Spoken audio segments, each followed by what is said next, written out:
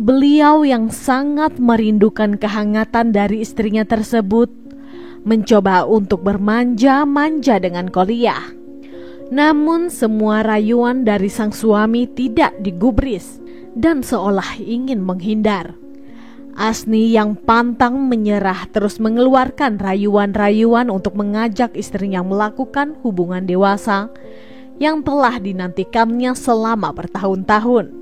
Namun lagi-lagi Qolia menolak ajakan tersebut.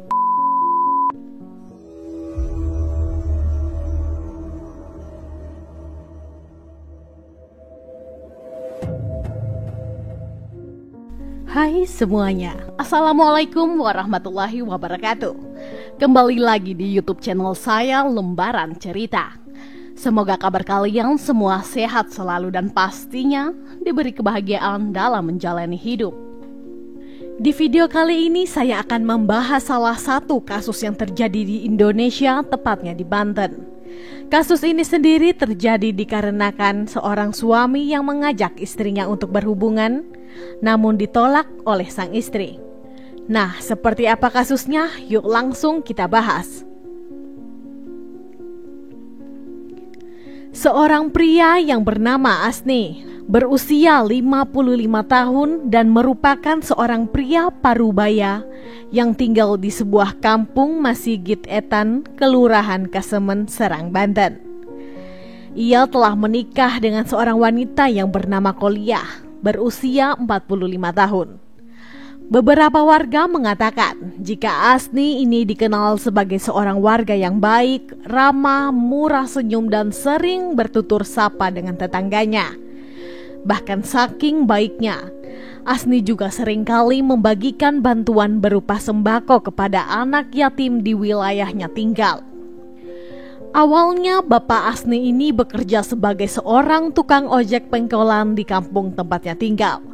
Namun lantaran penglihatannya yang sudah tidak cukup jelas, karena faktor usia beliau jadi sering mengalami kecelakaan jika bekerja yang akhirnya membuat penumpang merasa tidak nyaman dan juga ketakutan. Dikarenakan permasalahan itulah, beliau akhirnya memutuskan untuk berhenti bekerja sebagai tukang ojek. Karena usia beliau yang sudah parubaya, tidak ada orang yang mau mempekerjakannya sehingga ia akhirnya tidak memiliki pekerjaan sama sekali.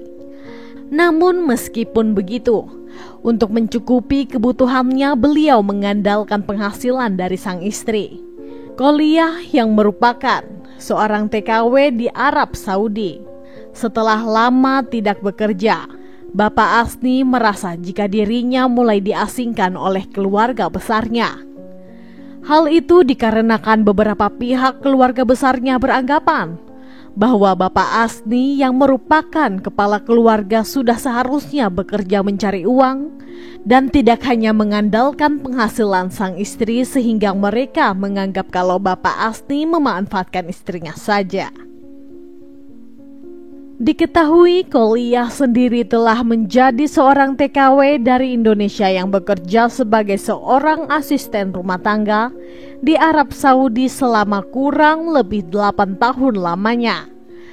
Beberapa bulan sebelum tragedi berdarah terjadi, Qolia baru saja tiba di rumah milik Bapak Asni. Namun setelah kepulangan Qolia selama 8 tahun di Arab Saudi, Asni beranggapan bahwa sikap sang istri menjadi berubah. Meskipun sudah beberapa bulan tinggal satu atap lagi di rumah tersebut, Qolia dan Asni tidak saling bertegur sapa.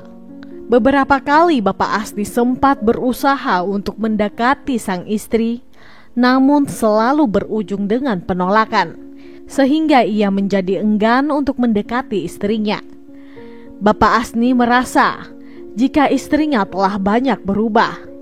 Padahal sebelum sang istri merantau ke Arab Saudi, ia merupakan istri yang baik, romantis dan peduli dengan keluarga.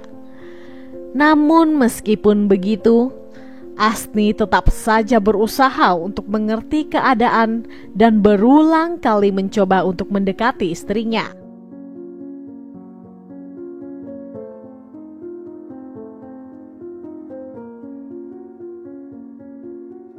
Pada 30 Agustus 2021 di siang hari, Asni kembali berusaha untuk merayu sang istri. Beliau yang sangat merindukan kehangatan dari istrinya tersebut mencoba untuk bermanja-manja dengan Qoliyah. Namun semua rayuan dari sang suami tidak digubris dan seolah ingin menghindar. Asni yang pantang menyerah terus mengeluarkan rayuan-rayuan untuk mengajak istrinya melakukan hubungan dewasa yang telah dinantikannya selama bertahun-tahun. Namun lagi-lagi Qoliyah menolak ajakan tersebut. Ia berkata kepada sang suami agar berkonsultasi terlebih dahulu kepada salah seorang ustadz agar hubungan yang mereka jalin ini sah di mata agama. Menurut Qoliyah, meskipun keduanya tidak pernah bercerai selama dirinya pergi merantau ke Arab Saudi, namun keduanya sudah tidak pernah bertemu selama 8 tahun, hingga menurutnya hal tersebut dirasa tidak baik bila mana pasangan suami istri melakukan hubungan intim setelah tidak bertemu lama. Qoliyah kembali menjelaskan kepada sang suami bahwa konsultasi terlebih dahulu itu sangatlah penting untuk memastikan hubungan mereka ini masih halal atau tidak.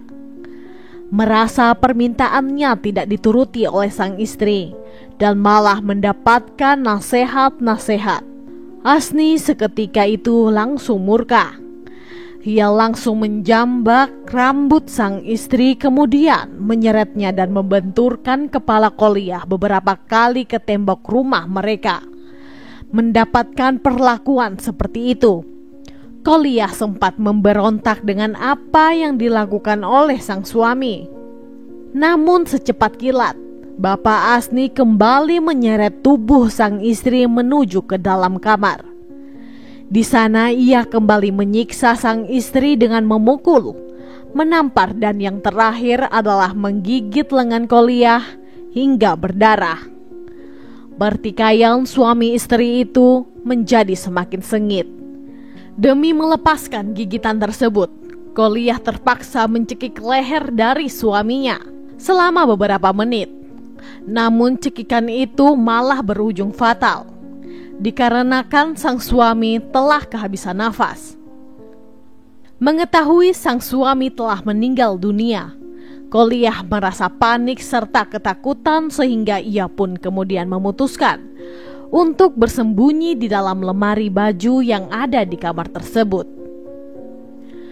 Pertengkaran suami istri yang begitu sengit tentu saja menimbulkan kegaduhan yang sempat terdengar sampai keluar rumah. Salah seorang tetangga dari Bapak Asni sempat mendengar teriakan minta tolong sebanyak 3 kali yang berasal dari rumah tersebut.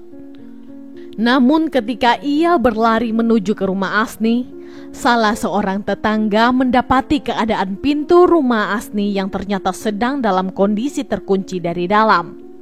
Merasa panik karena teriakan tersebut, ia pun memutuskan untuk berlari menuju ke rumah Pak RT untuk melaporkan hal tersebut. Dengan dibantu oleh warga sekitar, pihak aparat desa setempat langsung mendobrak paksa pintu rumah keluarga Asni. Setelah pintu berhasil terbuka, mereka segera memasuki rumah yang saat itu dalam kondisi sunyi sepi. Aparat desa bersama dengan warga kemudian mengecek seluruh bagian dari rumah tersebut dan berhasil menemukan Bapak Asni yang sudah tergeletak kaku dengan memakai celana pendek dan kaos lengan pendek. Bingung sekaligus kaget dengan apa yang telah dilihatnya, Pak RT kemudian segera menghubungi aparat kepolisian setempat untuk melaporkan kejadian itu. Sembari menunggu polisi datang, warga memutuskan untuk keluar dari rumah tersebut agar tidak merusak TKP. Tidak memakan banyak waktu yang lama, seusai mendapatkan laporan itu, aparat kepolisian segera mendatangi lokasi kejadian untuk mengecek langsung apa yang sebenarnya terjadi. Setibanya di sana, Pihak berwajib langsung mengamankan lokasi dan mengevakuasi tubuh yang tidak bernyawa itu ke rumah sakit terdekat. Berdasarkan hasil otopsi diketahui bahwa korban meninggal dunia akibat kehabisan nafas. Selama proses olah TKP, aparat kepolisian tidak menemukan atap, jendela, ataupun pintu yang rusak dari rumah tersebut. Sehingga pelaku pembunuhan dalam kasus ini dipastikan merupakan orang dekat. Apalagi jika dikaitkan dengan keterangan dari warga yang mengatakan bahwa rumah dalam kondisi terkunci rapat.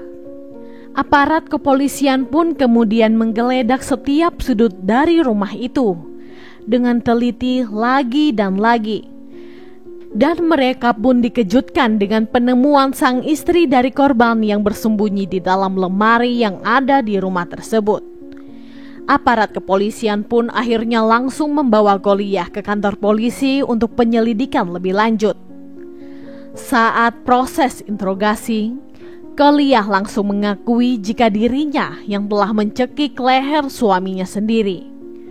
Hal tersebut terpaksa harus ia lakukan demi membela diri karena sang suami telah menyiksa dirinya. Goliah juga menjelaskan bahwa sebelum kejadian itu terjadi, keduanya sempat terlibat pertengkaran yang berujung dengan KDRT. Ia mengaku sangat kesal dengan Bapak Asni karena sudah beberapa kali dipaksa untuk melakukan hubungan suami istri padahal dirinya tidak yakin hubungan pernikahannya itu masih sah atau tidak menurut agama. Atas perbuatannya, Goliah resmi dijadikan tersangka dalam kasus ini. Ia dijerat dengan pasal 351 ayat 3 KUHP tentang penganiayaan yang menyebabkan kematian dan pasal 44 ayat 1 Undang-Undang Penghapusan Kekerasan dalam Rumah Tangga.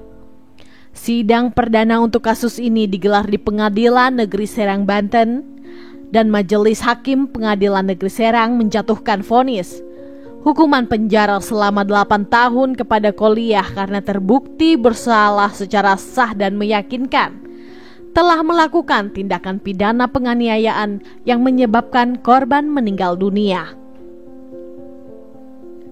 Demikian kasus yang bisa saya ceritakan untuk hari ini. Gimana nih menurut pendapat kalian? Silahkan sampaikan pendapat teman-teman di kolom komentar. Dan semoga dengan adanya video ini kita bisa belajar untuk lebih waspada dan selalu berhati-hati dalam menjalani hidup. Saya sendiri tidak akan pernah bosan untuk mengingatkan, selalu libatkan Tuhan di setiap tindakan kita, karena kita tidak akan pernah tahu apa yang akan terjadi ke depannya. Oke, sekian dulu untuk video hari ini. Mohon maaf jika ada salah dalam tutur kata. Dan jika menurut kalian channel ini bermanfaat, mohon supportnya dengan cara mengklik subscribe, like, komen, dan jangan lupa untuk menyalakan tombol notifikasinya agar kalian tidak ketinggalan saat kami upload video terbaru. Sampai jumpa di video selanjutnya. Bye-bye.